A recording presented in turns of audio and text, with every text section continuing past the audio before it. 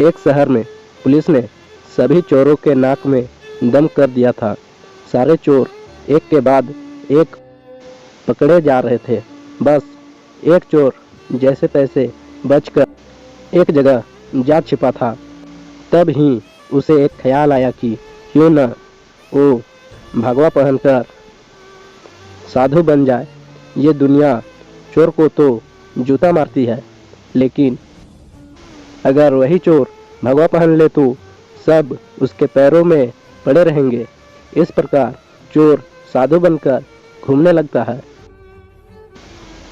पाखंडी साधु में एक कला थी कि वे बोलने में बहुत माहिर था, पर वचन तो उसके बाएं हाथ का खेल था।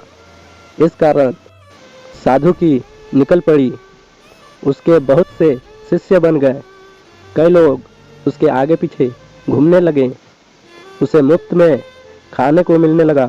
बस उसे संसारिक जीवन छूटने का दुख रहता था।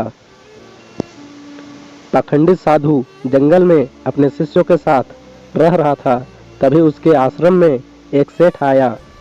सेठ को भी पाखंडी साधु ने अपने बोलने की कला से प्रभावित कर दिया। साधु से मिलकर जब सेठ अपने घर पहुंचा तो उसे एक ख्याल आया। असल में सेठ को एक दुविधा थी। उसके पास बहुत सोना था, जिसे चोरों के डर के कारण वो अपने घर में नहीं रख सकता था। उसने सोचा क्यों न ये सोना साधु के आश्रम में रख दिया जाए, क्योंकि साधु को कभी भी कोई मोह माया नहीं रहती। वो तो भगवान के रूप होते हैं। किसी को ऐसे देवता पर शक भी नहीं होगा कि उनके आश्रम में सोना गाड़ा हुआ है। ऐसा सोचकर सेठ दूसरे दिन सोना लेकर पाखंडी साधु के आश्रम आता है और उससे पूरी बात बताता है। फिर क्या था, पाखंडी साधु का तो दिल गदगद हो गया। उसकी आंखें तो उस सोने की पोटली से हट ही नहीं रही थी। उस सेठ ने वो सोने की पोटली आश्रम के एक पेड़ के नीचे दबा दी और वहां से चला गया। अब साधु को नींद कहाँ आनी थी। वो रात भर उस सोने की पोटली के बारे में सोचता रहा। उसने सोचा अगर ये सोना मिल जाए तो जीवन धन्य हो जाएगा, संसारिक सुख भी मिलेगा जो इस भगवा कपड़ों ने छीन लिया है। इस तरह साधु ने कई सपने देख डाले। दूसरी तरफ सेठ सोने को आश्रम में रखकर संतुष्ट होकर सो रहा था। कुछ समय बीतने पर साधु ने एक योजना बनाई। उसने सोचा कि वो इस सोने को लेकर चला जाएगा और सेठ को शक ना हो, इसलिए वो उसके घर जाकर जाने की बात कहेगा, ताकि सेठ को ये न लगे कि साधु सोना लेकर भागा है। अगले दिन साधु सेठ के घर जाता है। सेठ के पास एक व्यापारी बैठा रहता है। साधु को आता देख सेठ खुशी से झूम जाता है और कई पकवान बनाकर खिलाता है। साधु सेठ को अपने जाने की बात कहता है। इस पर सेठ दुखी होकर उसे रोकता है, लेकिन साधु कहता है कि वो एक सन्यासी है, किसी एक जगह नहीं रह सकते, उसे कई लोगों को मार्गदर्शन देना है। ऐसा कहकर साधु बाहर निकलता है और जानबूझकर सेठ के घर का एक तिनका उठा ले जाता है। थोड़ी देर बाद साधु वापस आता है, जिसे देख सेठ वापस आने का कारण पूछता है। तब साधु कहता है कि आपके घर का यह एक तिनका मेरी धोती में लटक कर मेरे साथ जा रहा था, वहीं लौटाने आया हूँ। सेठ हाथ जोड़कर कहता है, इसकी क्या जरूरत थी।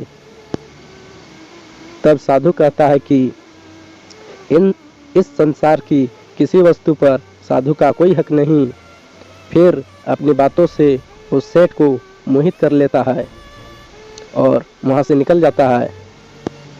यह सब घटना सेठ के पास बैठा व्यापारी देखता है और सेठ से पूछता है कि कौन है ये साधु। तब सेठ उसे पूरी बात बताता है, जिसे सुनकर व्यापारी जोर जोर से हंसने लगता है। सेठ हंसने का कारण पूछता है। तब व्यापारी उसे कहता है, तुम मूर्ख हो, वो पाखंडी तुम्हें लूट के ले गया। जिस पर सेठ कहता है, कैसी बात करते हैं, वो तो एक संत है, बहुत ज्ञानी है। व्यापारी कहता है, अगर तुम्हें अपना सोना बचाना है तो उस जगह चलो जहाँ सोना दबाया था। सेठ उसे वहाँ लेकर जाता है। सेठ खुदाई करता है लेकिन उसे कुछ नहीं मिलता। वो रोने लगता है।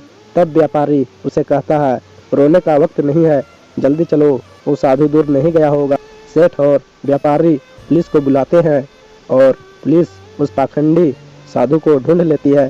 तब सभी को पता चलता है कि वास्तव में यह कोई सिद्ध बाबा नहीं, एक चोर था, जिसने अपनी बोलने की कला का इस्तेमाल करके कई लोगों को लूटा था। पुलिस से बचने के लिए भगवा पहन लिया था। सोना मिलने के बाद सेठ की जान में जान आती है। सेठ व्यापारी से पूछता है कि उसे कैसे पता चला कि यह साधु पाखंडी है। व्यापारी ने कहा, वो साधु बार बार अपने आप की तारीफ कर रहा था, संत कितने महान होते हैं, बार बार यही दोहरा रहा था।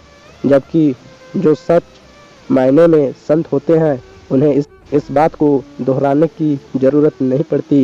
इसलिए मित्र, आज के समय में जो भागवत पहनकर प्रवचन देते हैं वो सभी संत नहीं होते।